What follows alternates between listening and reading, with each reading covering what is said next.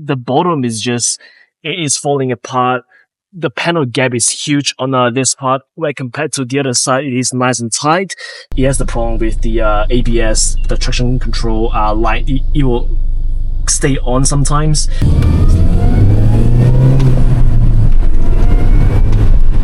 This is just so much fun. Welcome to another episode of Aftermarket, and it is the new year, and I blessed myself with yet another car. And so this is my 2003 JCW, the first ever JCW R53 Mini Cooper S. Now, I was in the market for one of these a few years back, but after reading about the reliability issues for this car, I was really scared.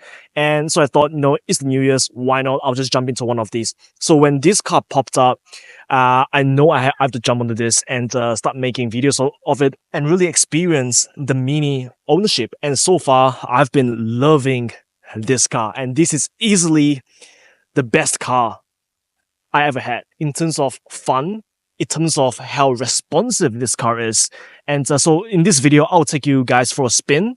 I'll show you guys the different things about this car that I like and I don't like. And also I'm going to review what I paid for this car, because this is one of the cheapest JCWs in Australia. So with that being said, let's get right into it. Now, this is a 2003 model, which is the pre-facelift, and it's been around for quite a bit. It's more than 20 years old now, and obviously it has shown quite a fair bit of a wear and tear, but it has done 167,000 kilometers on the clock, and I think it really ages like a fine wine.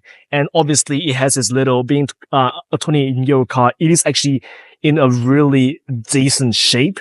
It's probably one of the quirkiest car, second to the Fiat Multipla, one of the most quirkiest car that I ever had. So overall, the paint, it is all in a really good condition. This car in particular is the headlights, because it is showing, it's kind of like, it's getting yellowish. So I want to either change the headlights to a more like modern LED headlight, or I'll just get them restored. Now, being a really small car, obviously it is very low, and you can see the front bar is really barely surviving. It cracked a little bit. It is a bit loose, and the bottom is just, it is falling apart. The panel gap is huge on this part, where compared to the other side, it is nice and tight. Well, this car, it is very low, and what happens is when you go through bumps, if you're not careful, you will definitely scrape on the front bar. And this car seems to have a bit of battle scars when it comes to being just a bit too low. So overall, the car for 167,000 Ks with a more than 20 years old, it has aged really well. So this is the first ever John Cooper Works Mini. So price difference between the normal Mini Cooper S R53 and the JCW, you are easily paying double, because you can find them on the market, the non-JCWs, for about maybe like $4,000-$5,000, maybe $6,000-$7,000 for a really decent one. But the John Cooper Works, the first ever JCW, they're going for like $14,000 to roughly around $20,000 for a really clean example. So so back then you can think of it like the pre-merger AMGs. It doesn't actually officially badge as a JCW. So what you do is, like, when you buy this car brand new back in 2003, you have to bring it back to the dealership and you have to get the a tuning kit installed. So this has the 210 tuning kit.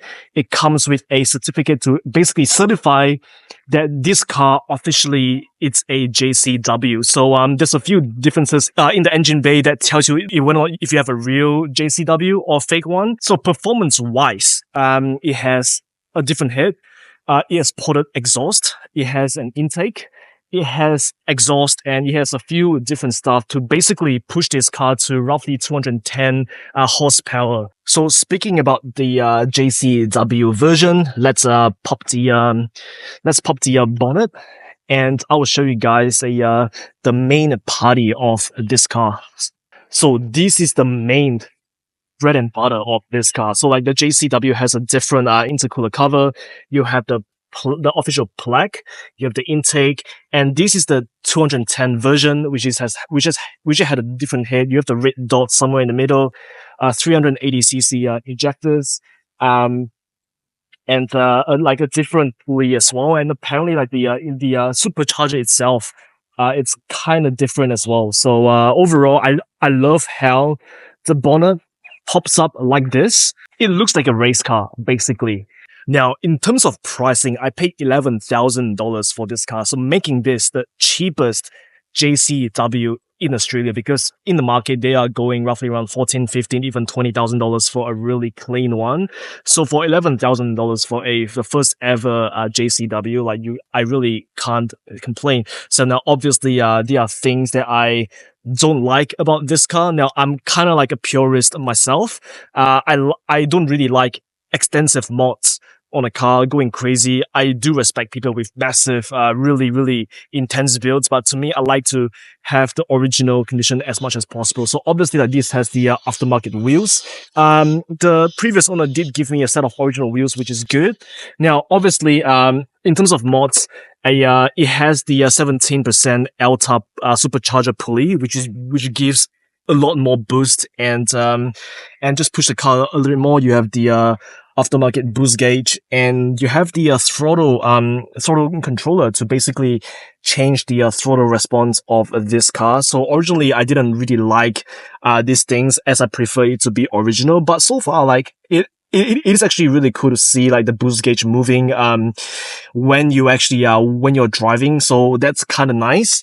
Ideally, I would prefer not to have it, but you know, like, it's there, so why not? So now, moving on to the interior. Now, there's like no two minis are the same. So there's a lot of different options with the mini. So like with this one, you have the tacho right in the middle.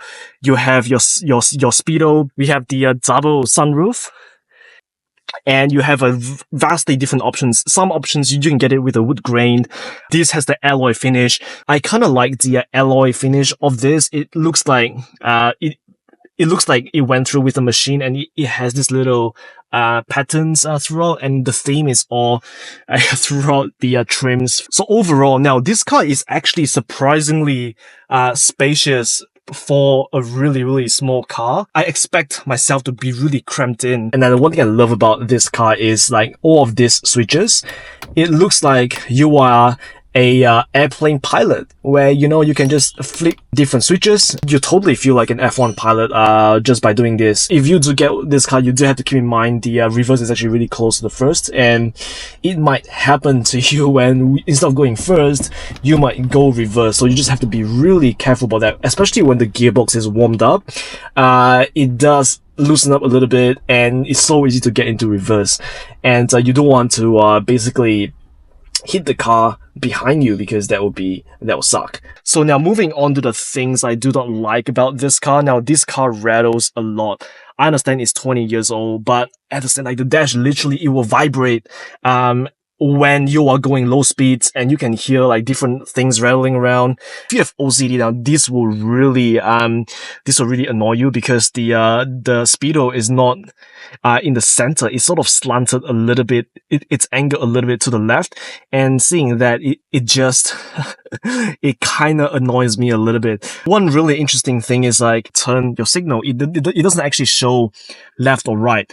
Going left or right, it just shows you like it's the indicator is on, and this is very similar to a lot of older motorbikes. And overall, it's a very interesting interior of this car. When I bought this car, I really didn't expect that much of it. When I drive it, it is insane. So with that being said, let's go for a drive.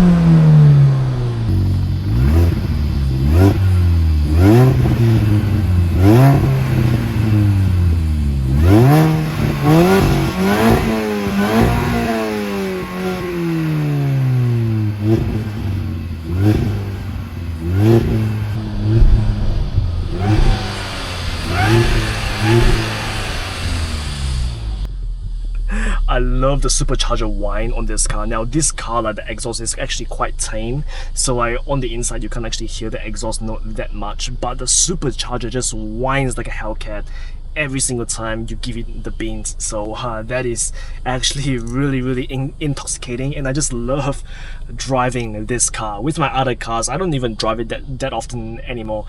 Every single chance that I get to drive this car, I will, because this car is just it is just so much fun. Now, one thing I do love about having a supercharger is it has instant boost.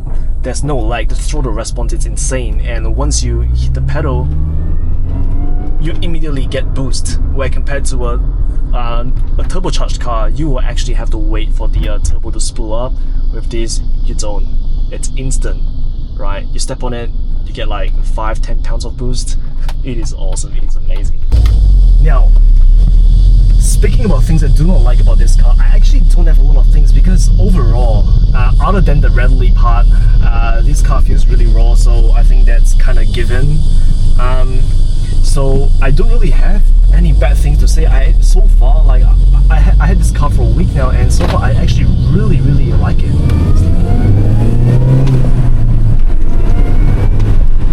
This is just so much fun.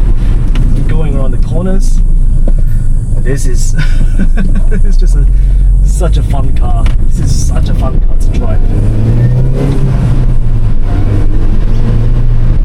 This feels like a go-kart just because it grips so well, and it responds to it is so, like, the handling is probably one of the best handling cars that I had.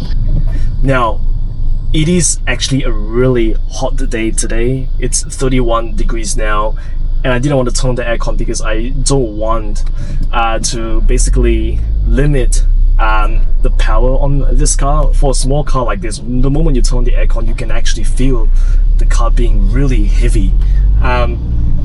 So I was actually deciding to get either a R56 or an R53. Now the R56 is a lot more like a BMW. It's a lot more refined, as people would say it. There's a lot more comfort, but I already have the RS3 for that, right? The RS3 is way too refined. Now, this being an older car, it has hydraulic steering, which I actually really like. Now, my Audi RS3 has a electronic power steering, and it feels really numb. But for this car, you can actually feel the weight when you're turning.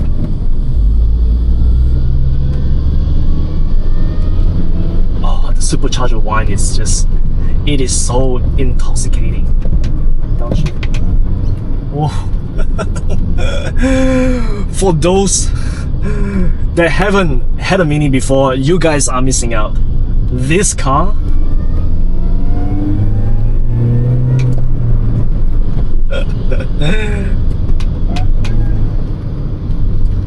when I bought this car, I thought maybe I would have bad things to say about this car.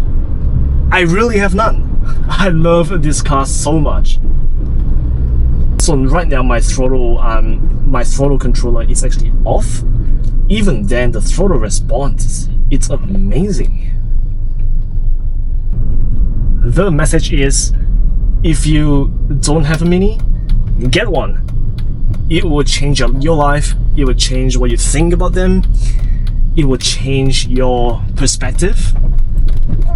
This car, it is awesome. It's basically go-kart on wheels, and honestly they are not very expensive as well. Like, you can easily hook one up for, you know, like if you get a JCW, obviously it has more bells and whistles, but if you were to even with the original, just the R53 Mini Cooper S, it is more than enough for you to have a lot of fun with this car. In terms of the plans that I have for this car, now I do want to keep things as original as possible. I want to get exhaust done on this car, so that way it's a lot more enjoyable driving, because right now I can barely hear the exhaust.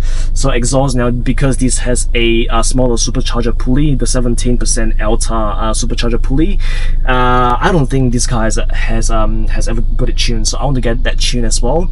So I might drive this down to Melbourne to get this tune, as well as doing the exhaust and basically making this car as reliable as possible. And this is a huge thing for this car, because these cars are more than 20 years old now, and they can be a little bit unreliable. So I want to make this as reliable as possible. One common thing to go wrong is actually like the fan on the inside. If it goes bad, it doesn't blow as much air, and I think this has a problem, because whenever I turn on the aircon, it seems like it's working, but it's not as like it's not blowing as much air as I thought as a normal car would. So I might get it fixed, I might not. I'll just leave it as it is. We'll see what happens. It has the problem with the ABS, the traction control light. It will stay on sometimes. It apparently that is one of the sensors at the passenger side wheel. I don't know. We'll get it checked. Overall, making this as reliable as possible. Exhaust and the tune to basically wake this beast up a little bit. So that's probably all that I'm gonna do for this car. I'm gonna enjoy this car. Now, for my next video, I bought the total opposite of this car. Think about this car, but the total opposite. I'll give you a hint, it's a V8, and the next video I'll be revealing what that car is, and it is going to be great. Now, if you like this video, now show us some support by liking this video, subscribe, hit the bell, let me know down in the comments what you guys think. What do you guys think that I should do with this car? And with that being said, I will see you all next time.